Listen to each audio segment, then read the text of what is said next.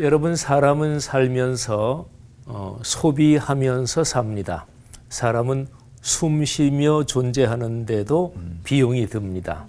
사는 모든 과정은 무엇을 소비한다 이렇게 볼 수가 있겠죠. 소비라는 단어는 그냥 중립적인 단어입니다. 소비자 할 때 그게 긍정적이거나 부정적인 그런 단어는 아니잖아요. 근데 소비한다는 거를 말하자면 좀 약간 부정적인 쪽으로 이렇게 가면 소모한다, 소진한다 이런 표현이 있죠. 이거는 완전히 부정적인 표현은 아니에요. 근데 가지고 있는 무엇, 경제적인 재화든 에너지든 이거를 다 써버린다, 없다. 이게 이제 소진, 소모 이렇게 되죠. 근데 소비라는 단어를 명백하게 부정적인 뜻으로 얘기할 수가 있습니다. 그게 탕진한다, 허비한다. 그러니까 가치 없는 일에 마구 다 써버려서 다 없어졌다. 말하자면 이런 거를 탕진, 허비라고 그러죠. 여러분들이 지금까지 살아오시면서 엄청나게 소비한, 특별하게 소비한 그런 경험을 한번 떠올려 보세요.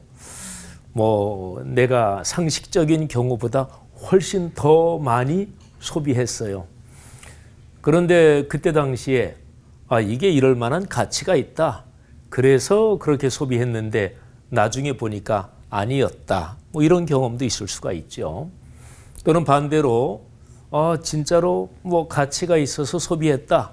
그런데 나중에 보니까 역시 그때 당시에 주변 사람들이 아이고 왜 쓸데없이 그렇게 낭비해 그랬는데 진짜 내가 소비를 잘했다. 또는 내가 기대했던 것보다 훨씬 더 이상으로 소비를 잘했다. 이렇게 볼 수도 있겠죠. 근데 경험은 다 다릅니다. 근데 사람은 살면서 엄청나게 소비하는 거, 이거를 좀 부정적으로 얘기하는 게 낭비라고 하는데 하여튼 그런 경우는 누구에게나 다 있습니다. 없는 사람은 아무도 없습니다. 자, 여러분들이 엄청나게 소비했던 경험, 이제 어떤 것입니까? 요한복음 12장 1절부터 12절에 보면 마리아 얘기가 나옵니다. 여러분, 마리아가 향유 한 옥합을 깼다. 그 성경에 나오는 그 분량은 아까 우리 권호 목사님은 낮춰서 잡아도 1,000만 원 이상이다 그랬는데 통상적으로 하면 그냥 2,500, 3,000 또는 웬만큼 계산해도 한 4,000만 원 정도 되는 그 정도 금액입니다. 1년 노동자 그 임금을 다 합친 금액이니까 3,000만 원, 4,000만 원 되는 그 정도 감당하는 향유를 예수님의 발에 부었습니다. 자, 이거를 금방 예수님의 제자 중에서 가룟 유다가 비판을 하지요. 왜 그렇게 낭비하느냐, 허비하느냐. 상식적인 차원에서는 가룟 유다의 비판이 사실은 맞습니다. 물론 요한복음에는 유다가 예수님 그 제자단의 재정을 맡으면서 거기에서 재정을 횡령한다 이런 언급이 있습니다만 그거를 잠시 옆으로 제쳐두고라도 유다의 판단은 상식적으로 맞죠. 3천, 4천만 원어치 되는 향유를 그냥 발에 다 한꺼번에 쏟아붓는 거는 낭비고 허비잖아요. 근데 예수님께서 두둔하십니다. 놔둬라. 아까 우리 권호 목사님이나 또 우리 안 목사님 말씀하신 것처럼 참 의미 있는 일을 했다. 근데 의미 있는 일을 했는데 그 내용이 뭐냐? 이게 중요합니다. 이 여인이 내 장례를 위해서 준비했다. 그러니까 예수님의 십자가 사건을 말한 거지요.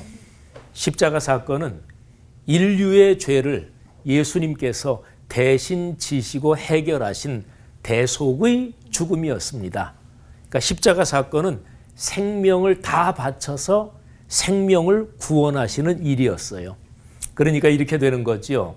엄청난 낭비, 허비로 보이는데 생명을 구원하는 거니까 그거는 의미가 있었습니다.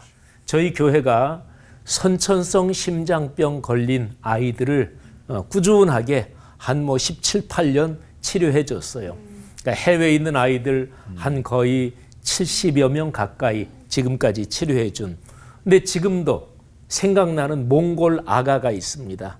그 아가가 한 번 수술해서 고국으로 갔어요. 그런데 어떻게 관리가 잘못돼서 혼수 상태에 빠졌습니다. 그런데 그 부모가 젊은 내외간인데 한국에 다시 가서 치료받았으면 좋겠다. 그런데 혼수 상태에 빠졌는데 오다가 죽을 수도 있잖아요. 그래서 부모 각서 다 받고 그리고 비행기에 6자리 좌석 끊어가지고 아이 눕혀야 되고 또 따라오는 부모 보호자 있어야 되니까 6자리 좌석 끊어가지고 아이를 데리고 왔어요. 그래서 열심히 치료했습니다. 근데 아쉽게도 세상을 떠났습니다. 그 아이가 마음에 참 남아요. 그때 1억 원이 훨씬 넘게 들었어요. 그래서 우리 교회 그거 담당하는 사역 그때 재정이 한 3천, 4천 정도 있었어요. 근데 담당 장로님이 목사님 어떡할까요? 그래서 생명 살리는데 장로님 하십시다. 그러니까 그 부서 재정이 그것 때문에 한 거의 9천 이렇게 마이너스가 됐죠. 근데 그거는 일반적으로 보면 낭비라고도 볼 수 있잖아요. 근데 생명하고 연관된 거니까 의미 있는 일이고 낭비가 아닌 거지요. 마리아의 그 행위는 생명을 살리는 일하고 연관이 있습니다. 그러니까 요한복음 이 본문에서 메시지는 생명을 살리는 거는 제 아무리 비용이 들어도 그거는 결코 낭비나 허비나 탕진이 절대로 아니다. 한 생명은 천하보다 귀하니까. 하나님께서 우리 그리스도인들 한국 교회에 이 메시지를 참 분명하게 주시고 우리가 그거를 온몸으로 끌어안았으면 좋겠어요. 영적인 생명부터 신체의 생명 그리고 자연 환경의 생태계까지 이게 다 생명 현상이잖아요. 이것이 중요합니다. 효율성보다 또 통속적으로 말하는 성공보다 생명이 더 중요하다. 이런 가치관을 가지고 사는 우리 그리스도인 또 한국교회도 되기를 간절히 바랍니다. 하나님 아버지 은혜 감사합니다. 생명을 살리는 일에 엄청난 것을 쏟아 부은 마리아의 모습이 오늘날 우리 한국교회 그리고 그리스도인의 모습이 되기를 간절히 원합니다. 예수님 이름으로 기도 올립니다. 아멘. 저 같은 경우에 제가 갖고 있는 거를 조금 내놓고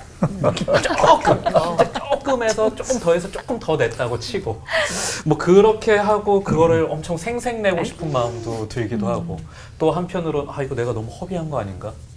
물론 하나님께 드렸지만 이거 내가 허비한 거 아닌가? 이런 생각이 드는 수준밖에 안 되거든요. 사실 제가 이 주님은 이 연약하고 죄 많고 이 부족한 제가 이 어디가 예쁘다고 뭐가 예쁘다고 오늘도 이렇게 저를 위해서 또 이렇게 거룩한 낭비를 계속 하고 계신지 이 주객이 전도된 느낌이 굉장히 많이 들거든요. 주영 목사님.